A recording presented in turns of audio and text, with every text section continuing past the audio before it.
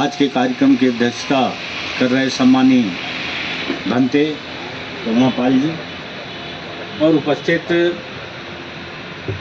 जबलपुर के लगभग 23 संगठनों के प्रमुख साथीगण। जैसा कि इसके पहले भी मुड़िया मठ में भी हम लोग एक साथ बैठे थे और बैठ करके एक रूपरेखा वहाँ तैयार की गई थी।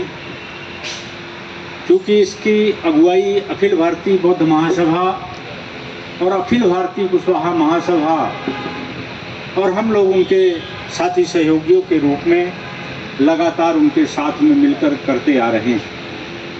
आज ये जो एक दिवसीय जो धरना था, इस धरना के बाद अगला कार्यक्रम क्या होगा, इस संबंध में भी बहुत सारी बातें, जैसा हमारे बड़े भाई बैजनाथ जी कह रहे हैं कि इस कार्यक्रम की योजना जो है तो देवेश भाई अपने वक्तव्य में हम लोगों के बीच रखेंगे। तो हम लोग यही चाहते हैं कि आने वाले समय में जो भी हमारे बीच में ये कार्य सुचारू रूप से चल रहे हैं, इनको निरंतर इतनी लंबे जो गैप हम दे रहे हैं, इतना लंबा इनका पीरियड नहीं होना था। 22 फरवरी में जब हम लोग बैठे थे तो अब तक तो हमारे बड़े बड़े धरना और इतने बड़े धरना होते कि हम लोग उसको शासन प्रशासन की उनकी नींद जो है, सोए हुए है, उनको जगाने का काम करते। किंतु कहीं ना कहीं हमारे साथी लोग भी इस काम को विलंब से कर पा रहे हैं। क्योंकि जिस हिसाब से अपन देखें तो पुरातत्व विभाग एक पूंजीपति के द्वारा मिल करके कलेक्टर ने उस भूमि को 1, 2, 3 कई टुकड़ों में बांट करके और रजिस्ट्रियां हो गई हैं। आज किसी भी धार्मिक स्थल की अगर हम बात करते हैं, जैसे हमारे राम रतन भाई बता रहे थे कि अगर ये मंदिर की ज़मीन होती तो मंदिर खुद दूसरों की ज़मीन कब्जा कर लेता, और आज हमारी ज़मीन है तो हम अपनी ज़मीन भी सुरक्षित नहीं कर पा रहे हैं। तो ये परिस्थितियां हमारे देश में बनी हुई हैं। और साथियों, ये जो सरकार है, सरकार हमें गुमराह करने का काम करेगी और हमारे जो रुके हुए काम हैं उन कामों की तरफ उसका ध्यान नहीं है। भले अपने देश से जब बाहर जाएं तो हम इस बात को कहें कि हम बुद्ध की धरती से आए हैं, पर आने के बाद वो सारी चीज़ें यहाँ भूल जाते हैं और राम का माला लेके जपने लगते हैं। तो इससे बात बनने वाली नहीं है। हमें और हमारे साथियों को इसके लिए बड़ा आंदोलन और एक दिवसीय नहीं बल्कि इसके लिए भूख हड़ताल जैसे स्थितियां तैयार करना पड़ेंगी, तभी हम आगे कुछ कर पाएंगे, और नहीं तो इस सरकार के भरोसे हम कुछ नहीं कर पाएंगे। और इन्हीं बातों के साथ, चूँकि हम बहुत सारी बातें भंते जी से भी सुनना चाहेंगे और हमारे बीच में आपका परिचय कीजिए। और ये एक दिन धरना जो आप कर रहे हैं, क्यों कर रहे हैं, क्या मांगे आपकी? संघर्ष चल रहा है और प्राचीन बौद्ध स्तूप गोपालपुर में अभी जो है सम्राट अशोक के कार्यकाल का बहुत ही सुंदर और एक पर्यटक स्थान है। इसको भूमाफिया द्वारा कब्जा कर लिया गया है उसकी शासकीय जमीन पर, और वह खंडर हो गया है। उसको मुक्त कराने हेतु हम लोगों ने माननीय कलेक्टर, कमिश्नर सबको ज्ञापन दिए। जब किसी ने नहीं सुने तो आज हमें एक दिवसीय सांकेतिक धरना रखना पड़ा और आगे उसको मुक्त कराने के लिए बड़े स्तर पर कार्रवाई की जाएगी। बोध गया में तो 2 माह से भिक्षु लोग बैठे हुए हैं धरने पे। बहुत एक दिवसीय धरने से क्या होगा? बहुत एक दिवसीय यही है कि हमारा जो मेन सेंट्रल है बौद्ध गया जी, वहाँ भी कुछ ऐसे तत्वों ने कब्जा कर लिया है जो भिक्षुओं के रूप में रहते हुए भी वहाँ दूसरों से पूजा अर्चना कराते हैं। और वहाँ जैसे सारे स्थानों पर, जैसे मक्का मदीना में मुसलमानों का है और मस्जिद है जहाँ केवल मुसलमान रहते हैं, जहाँ ये गुरु नानक होते हैं वहाँ सिख लोग होते हैं, तो ऐसे ही जहाँ बौद्ध हैं वहाँ सारे बौद्धिस्ट लोगों को ये होना चाहिए। वहाँ 1949 में जो शासन ने निर्णय लेकर वहाँ के कुछ अलग बौद्धिस्टों से अलग लोगों की समिति बना दी थी, उसे मुक्त करने के लिए, वो धारा बदलने के लिए जो आंदोलन चल रहा है बहुत बृहद चल रहा है और वो भी सफलता की ओर है। अभी क्या कुछ ज्ञापन वगैरह देंगे कलेक्टर? आज ज्ञापन देंगे, आगे की रूपरेखा में सभी लोग और समाप्त करेंगे आज का कार्यक्रम। आपका परिचय? मेरा नाम मूलचंद मौर्य जी है, मैं प्रदेश अध्यक्ष हूँ अखिल भारतीय रविदासिया धर्म संगठन का। हमारे कुशवाहा समाज के और हमारे बड़े भाई वरिष्ठ समाज से भी वरिष्ठ नेता बैजनाथ कुशवाहा जी, हमारे युवा साथी राम रतन जी को भी आपने सुना, भैया हमारे मोरे जी, हमारे डॉक्टर जाटव जी, भैया घनश्याम जी और हमारे भैया आलम जी, देवेश चौधरी जी, उपस्थित उपासक उपासिकाओं, साथियों, जैसा कि आप सुन रहे थे, बौद्ध धर्म नहीं है, बौद्ध धम्म है।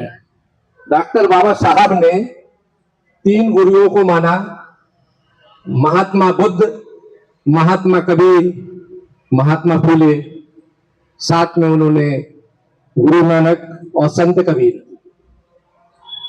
बौद्ध धम्म जो है भारत में 2500 वर्ष पहले से, आज हमारे देश के प्रधानमंत्री भी कहीं जाते हैं और आप जानते हैं कि विश्व में 58 कंट्री बौद्ध धम्म को मान रही है।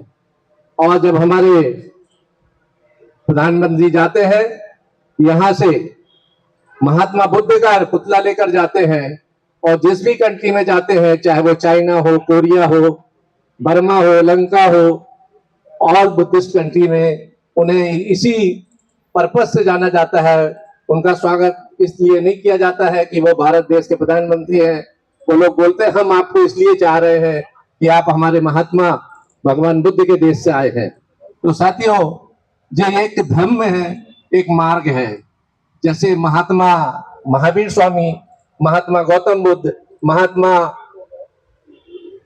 कबीर, महात्मा फूले और हमारे महात्मा गुरु नानक जी। तो साथियों, ज्यादा मैं नहीं बोलूंगा, पर मैं ये बता दे रहा हूँ, द बुद्धिस्ट ऑफ सोसाइटी का मैं जिला संगठन मंत्री चुना गया हूँ। और आप सभी बोल रहे थे हमारे 13 बुद्ध विहार है, 13 बुद्ध विहार आपके साथ है।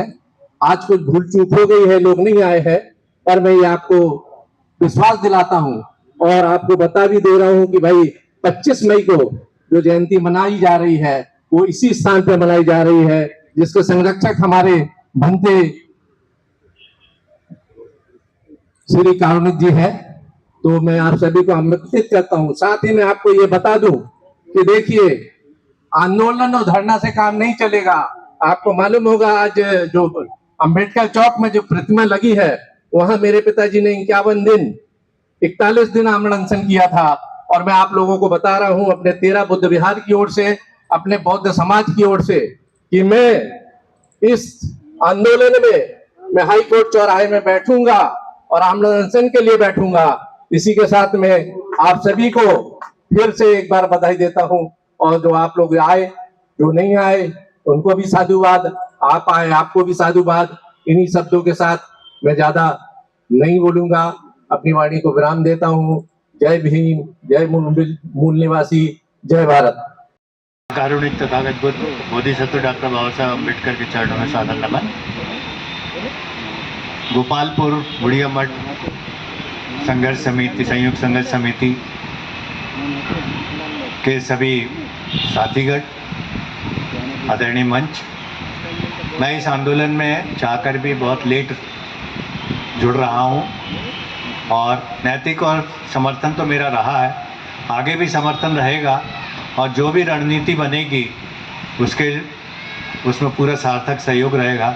इन्हीं शब्दों के साथ में मैं चाहूँगा, मैं तो देवेश भाई को सुनने के लिए यहाँ पे आया हुआ हूँ और बैजनाथ जी के बारे में तो क्या कहा जाए, वो हमारे साथी हैं ही, है ना। और हम सब मिलकर के इस चीज़ को, इस मुकाम को जीत हासिल करेंगे।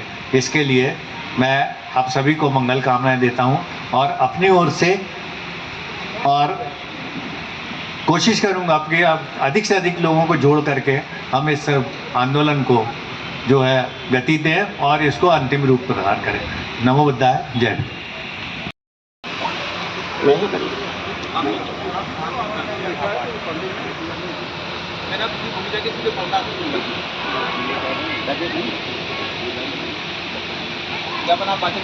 आदरणीय हमारे कलेक्टर महोदय के प्रतिनिधि कलेक्टर साहब की ओर से आए हैं हमारा ज्ञापन देने के लिए। मैं स्मरण पत्र, क्योंकि हम एक ज्ञापन पिछली बार 25 तारीख को दे चुके हैं और उसका ज्ञापन का वाचन मैंने आप सबकी तरफ से आपको पहले ही बता दिया था। मैं उस ज्ञापन में स्मरण करा रहा हूं फिर से कलेक्टर महोदय को कि अब ये बात जबलपुर के 3 संगठनों ने यहाँ पर जो संकल्प लिया है, आज धरना का ये दूसरा धरना का कार्यक्रम है और हमें ऐसी स्थिति पर हमें मतलब हम जबलपुर के 30 संगठनों को प्रशासन हमारी परीक्षा न दे, हमें बाध्य न करे कि हमें कुछ ऐसा करना पड़े। मतलब हम जिला प्रशासन और इस सरकार, प्रदेश सरकार के बड़े ही कृतज्ञता के साथ आप सबकी ओर से माननीय जिलाध्यक्ष महोदय, ये प्रतिनिधि जो यहाँ पर बैठे हुए हैं, उनसे निवेदन करेंगे कि हमारी इस समस्या पर अब जरूर गौर करेंगे। स्मरण पत्र श्रीमान कलेक्टर महोदय, जिला जबलपुर, मध्य प्रदेश, 26/4/2025।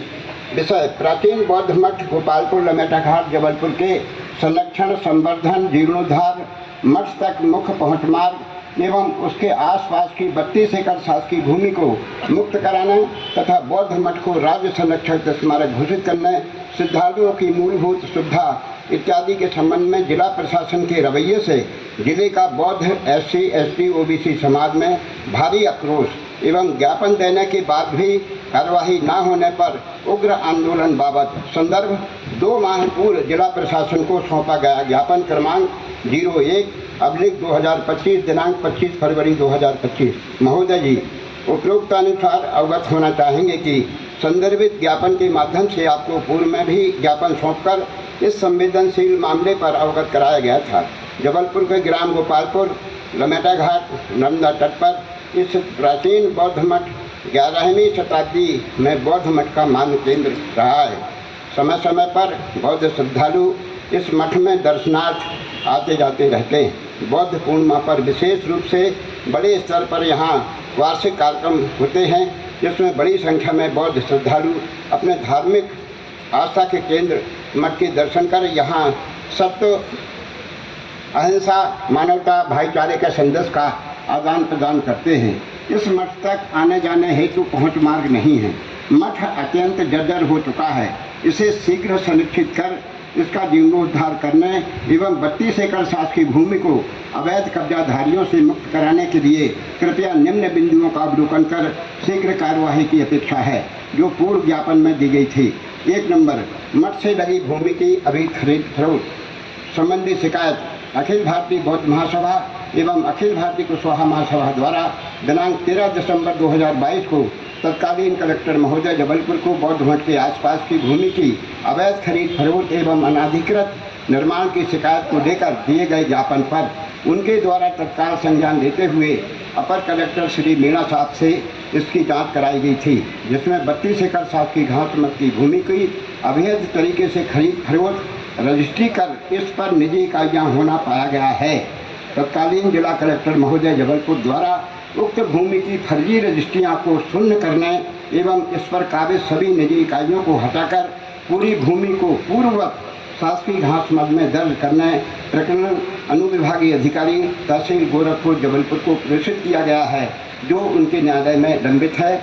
6 पेशियाँ अभी तक अभिलेख 2023 दिनांक 29 अगस्त 2023 को भेजा गया है, जो अभी तक लंबित है, उसे शीघ्र पूरा किया जाए। तीसरा, बौद्ध मठ का मुख्य सड़क से पहुँच मार्ग। इस बौद्ध मठ तक पहुँचने के लिए लमेटा घाट, घेड़ा घाट मुख्य सड़क से कोई पहुँच मार्ग नहीं है।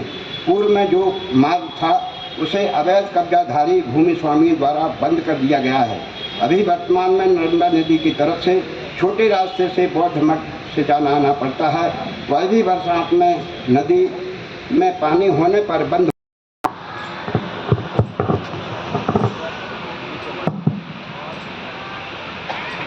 ना रहबर से निकलेगा, ना रह गुजर से निकलेगा, हमारे पाँव का कांटा हम ही से निकलेगा। निश्चित रूप से दूसरा हमारी व्यथा की कथा तो सुन सकता है, लेकिन उसका समाधान, उसका निराकरण तो हमें ही करना होगा। इतनी लंबी यात्रा तय करने के बाद आज हम इसी निष्कर्ष पर पहुंचे हैं कि SC ST OBC और बौद्ध धर्म के अनुयायी ही मिलके उस बौद्ध मठ को बचा सकते हैं, अन्यथा प्रशासन की संवेदनहीनता भी हमने देखी है। 25 फरवरी को हम ज्ञापन देते हैं प्रशासन को और उनको 1 माह का समय देते हैं, लेकिन संवेदनहीन जिला प्रशासन के द्वारा हमारे प्रतिनिधियों को बुला के वार्ता तक नहीं की जाती। वहीं दूसरी तरफ आप ये देखिए कि एक बूढ़ी खेरमाई है जो उत्तर मध्य विधानसभा का क्षेत्र है, वहाँ पर मोहम्मद पैगंबर के बारे में कुछ कह दिया जाता है, वहाँ पे हिंदू धर्म के बारे में कुछ कह दिया जाता है और तनाव की स्थिति बन जाती है और जिला प्रशासन का हलक अटक जाता है और वहाँ पे सारे के सारे लोग पहुँच जाते हैं मनोबल करने के लिए और उनको जो है वार्ता करने के लिए। तो ये संगठन की ताकत है, संगठन की शक्ति है। यदि हमारे विचारधारा के लोग सत्ता में हैं तो यदि हम गलत भी कर रहे हैं तो प्रशासन हमारे सामने झुकेगा, लेकिन यदि हम सही भी हैं और हम लोकतांत्रिक तरीके से अपनी बात को रखते हैं तो निश्चित रूप से मान के चलिए कि हमारा संघर्ष बहुत लंबा होगा। यही आज कारण है कि हम लोगों ने अनवरत जो यात्रा हमारी चल रही है, यह मुड़िया मठ गोपालपुर बौद्ध विहार के जीर्णोद्धार की मांग को लेके वहां पे तमाम बातें यहाँ पे वक्ताओं के द्वारा की गई, राम रतन जी के द्वारा बताया गया, दादा बैजनाथ जी के द्वारा बताया गया, आलम साहब के द्वारा बताया गया, तमाम चीजें यहाँ पे वो रखी गई हैं कि किस तरीके से वहाँ अतिक्रमण हुआ है, किस तरीके से वहाँ जमीनों की बंदरबांट हुई है, किसी तरीके से वहाँ फर्जी रजिस्ट्रियां हुई हैं, किस तरीके से वहाँ खरीद फरोख्त हुई है और किस तरीके से वहाँ पे निकासी मार्ग बंद कर दिया गया है। और उसके बाद भी हमको ऐसा लगता है कि हम किसी लोकतांत्रिक देश में नहीं बल्कि सोमालिया या किसी बनाना कंट्रीज में हैं। कारण उसका यह है कि आप ये देखिए कि वहाँ बौद्ध धर्म के अनुयायी हर कार्यक्रम में पहुंचते हैं। बुद्ध पूर्णिमा अगले महीने है और वहां पे हमारे लोगों का जमघट लगेगा। जिस तरीके से आप ये देखिए कि आप पहलगांव में ये प्रचारित किया गया है कि लोगों को धर्म पूछ के मारा गया, तो सवाल यह है कि लोगों को यदि धर्म पूछ के मारा गया है तो क्या आप यहाँ पे छीबर और धर्म देख के भी न्याय करेंगे? क्या आप यह इस बात को तय करेंगे कि अगर बौद्ध धर्म के अनुयायी हैं तो हम उनको न्याय नहीं देंगे, वो सीखते चिल्लाते रहेंगे, धरना प्रदर्शन करते रहेंगे, जबकि यह देश बौद्धों का है, यह देश जो है बौद्धों की धरती है। और अभी आपको भाई जैसे नोकेलाल जी ने बताया, ननेट जी ने बताया कि अगर ये हमारे प्रधानमंत्री विदेश में जाते हैं तो ये कहते हैं कि मैं बुद्ध की धरती से आया हूं, तो वहां पे आप कोई राम हनुमान की बात नहीं करते हैं, वहां बुद्ध की बात करते हैं, क्योंकि आपको ग्रांट चाहिए है, आपको अनुदान चाहिए है और वहां बुद्ध के नाम से आपको अनुदान मिलता है। उनको लगता है कि यार जिन्होंने जो प्रज्ञा समाधि करुणा के प्रतीक है तथागत बुद्ध, ये बुद्ध के देश से आए हैं। और आप ये देखिए बुद्ध को जिन्होंने माना वो वियतनाम है, वो म्यांमार है, वो थाईलैंड है और वो चाइना है, वो जापान है, वो कंबोडिया है, वो लाओस है, यानी 38 देशों में जो है बुद्ध के धर्म अनुयायी है, लेकिन वो किसी से डरते नहीं है। लेकिन हमारा देश जिसने बुद्ध को निकाला दे दिया पुष्यमित्र शुंग के आने के बाद से, और उसके बाद उसका रिवाइवल किया डॉक्टर बाबा साहब भीमराव अम्बेडकर ने 1956 में, और हम बाबा साहब अम्बेडकर की संतानें हैं, उसके बावजूद भी हम अपनी धरोहर को, अपनी हेरिटेज को बचाने का काम नहीं कर पा रहे हैं। ये हमारे लिए कहीं ना कहीं सोचने और चिंतन का विषय होना चाहिए कि हम लाखों लोगों की संख्या में एकत्रित होते हैं, हम बाबा साहब अम्बेडकर के गले में माला डालने का काम करते हैं। 14 अप्रैल को हम अपने मसीहा की जयंती मनाते हैं, अगले महीने हम बुद्ध की जयंती बुद्ध पूर्णिमा के रूप में मनाएंगे, लेकिन हम अपने महापुरुषों को वापस क्या कर रहे हैं? बैक पेटू सोसाइटी की भावना यही पूछती है, क्या हम अपनी सांस्कृतिक विरासत को नहीं बचा सकते हैं? क्या हम अपनी जो शानदार कल्चरल हेरिटेज है, क्या हम उसका संरक्षण नहीं कर सकते हैं? सवाल इस बात का है कि एएसआई पत्र लिखता है जिला प्रशासन को, जिला प्रशासन पत्र लिखता है एएसआई को, पुरातत्व विभाग को, आर्कियोलॉजिकल सर्वे ऑफ इंडिया को, मुख्यमंत्री महोदय कलेक्टर को चिट्ठी लिखते हैं, फिर वो एसडीएम को लिखते हैं, प्रकरण चलते रहते हैं, रिपोर्टें लगती रहती हैं, लेकिन गट्ठा के गट्ठा बनता रहता है कागजों का, लेकिन जमीन पे यथार्थ के धरातल पर कुछ भी नहीं होता है। यही कारण है कि हमने इस धरने के माध्यम से प्रशासन को यह चेतावनी दी है, प्रशासन को बताया है कि यदि प्रशासन ने हस्तक्षेप नहीं किया और उसको संरक्षण करने का काम नहीं किया, क्योंकि आप ये देखिए कि जून से जो है वर्षा का सत्र शुरू हो जाएगा, और जब वर्षा का सत्र शुरू हो जाएगा तो चारों तरफ पानी भर जाएगा, वहां पे हमारे लोग जा नहीं सकते हैं। और अभी आपको पता चला कि भंते जी किस परिस्थिति में वहां पर रह रहे हैं। अंधेरा है, मच्छरों का प्रकोप है, पूरा मठ जर्जर है, टूट फूट है, वहां पे कीड़े मकोड़े जंगली जानवर निकलते रहते हैं। हमारे लोग जाके वहां कार सेवा करने को भी तैयार नहीं होते हैं, फोटो सेशन के लिए जरूर वहां पहुंच जाते हैं, लेकिन उस तरीके का वो जुनून नहीं रहता है जिस तरीके का जुनून हिंदुत्ववादी ताकतों में उनके उपासना गृह के लिए रहता है। तो वो जुनून हमको अपने अंदर पैदा करना होगा, क्योंकि आप ये सवाल ये है कि अगर हम बाबा साहब अम्बेडकर को मानते हैं तो हमको धम्म को भी मानना पड़ेगा। ऐसा नहीं हो सकता है कि हम बाबा साहब को तो माने लेकिन धम्म को ना माने, धम्म को नकारें। ये दोनों चीजें अलग अलग जो लोग करके देखते हैं उनके जीवन में विरोधाभास दिखाई देता है। इस विरोधाभास के खिलाफ हमको संघर्ष करना होगा और इस बात को हमें तय करना होगा आज यहाँ से जाते हुए कि आज यहाँ पे हम लोग एक धरना करते हैं। आज का ये जो धरना है इसका पूरा मीडिया मैनेजमेंट से लेकर टेंट लगाने तक का लगभग 15,000 रुपए का खर्च है। मुझे मालूम नहीं कि ये मंच पे ये बात कहना मुझे कहां तक उचित लग रहा है, नहीं लग रहा है, लेकिन हम ये जानते हैं कि इस आंदोलन की जो अगुवाई कर रहे हैं बैजनाथ पटेल जी, वो भी पेंशनर हैं, तो हम कुछ नहीं कर सकते तो उनको एक आर्थिक संबल दे सकते हैं। इसलिए जो संगठन के लोग यहाँ पे आए हुए हैं, मेरा अनुरोध है कि जितना भी यथाशक्ति हमसे सहयोग हो सके हम उनको सहयोग करें, क्योंकि ये आंदोलन बहुत लंबा चलना है। आगे हमारी जो संघर्ष समिति की बैठक होगी, संयुक्त संघर्ष समिति उस आंदोलन के लिए जो वित्त प्रबंधन की नीति है, रूपरेखा वो बनाएगा, लेकिन कम से कम किसी व्यक्ति विशेष पे, एक व्यक्ति पे बोझ ना पड़े, इस बात की जरूर हम लोगों को चिंता करनी चाहिए। क्योंकि भाषण में क्रांतिकारी होना बहुत अलग बात होती है, लेकिन व्यवहार में हम किसी को अगर सपोर्ट कर सके, सहयोग कर सके ताकि उसका मनोबल बना रहे, यह भी हमारे लिए उतना ही जरूरी है, क्योंकि यह भी हमारी बैक टू सोसाइटी का एक हिस्सा है। तो मेरा कहना यह है कि आज ये जो पूरा वातावरण जो दिखाई दे रहा है, आज ये जो जिस तरीके से बौद्ध विहार गया, महाबोधि विहार गया कि मुक्ति को लेकर 2.5 महीने से आंदोलन चल रहा है, हमारे मुंजी वहां पे गए हुए थे, हम लोगों ने भी आर्थिक सहयोग करके पहुंचाया था, वहां पे एक दिन का धरना भी दिया था अंबेडकर चौक पे, लेकिन पूरे देश में इस तरीके का वातावरण बना हुआ है, लेकिन हमारे सिर पे भी एक बौद्ध विहार है जिसके बारे में हमारे लोगों को चिंता नहीं है। लाखों लोग यहाँ पर रहते हैं, बौद्ध धर्म के अनुयायी हैं, और मेरे ख्याल से लगभग जो है 1 दर्जन बौद्ध विहार हैं। और मैं आपसे यह कहना चाहता हूं कि तमाम हमारे लोगों की बस्तियां यहां पर बनी हुई हैं, लेकिन हम लोगों की ये जिम्मेदारी बनती है कि हम लोग भी कार सेवा करें। ये बात इसलिए कहना जरूरत हो जाती है, ये बात कहने की आवश्यकता इसलिए पड़ती है क्योंकि हमारी ताकत, अगर हमारी एकता अगर दिखाई देगी तो प्रशासन भी घुटना टेकने के लिए मजबूर होगा, क्योंकि प्रशासन को यह पता है कि ये लोग बटे हुए हैं। प्रशासन को यह पता हुआ है कि अनुसूचित जाति जनजाति वर्ग के अधिकांश लोग जो है हिंदुत्व के दलदल में धंसे हुए हैं, और वो लोग जो है यहाँ पे जरूर 14 अप्रैल को जय भीम करेंगे, बाकी समय तो वो जय श्री राम करेंगे। इसलिए हमारी इस फाक का फायदा उठाया जा रहा है। हमारी कोशिश यह होनी चाहिए, मेरी कोशिश होनी चाहिए कि हंगामा खड़ा करना मेरा मकसद नहीं, मेरी कोशिश है कि सूरत बदलनी चाहिए। सिर्फ मेरे सीने में न सही, तेरे सीने में सही, वो कहीं भी आग, लेकिन ये आग जलनी चाहिए। हमारी कोशिश ये होनी चाहिए कि हम ये जो वातावरण है, ये जो माहौल बना है, उस माहौल में हम अपनी जो है विरासत की रक्षा कैसे करें, हम धर्म की रक्षा कैसे करें, क्योंकि सवाल हम भंते जी का नहीं है, सवाल जो है मुड़िया मठ का नहीं है, सवाल यह है कि अगर हम अपने विरासत के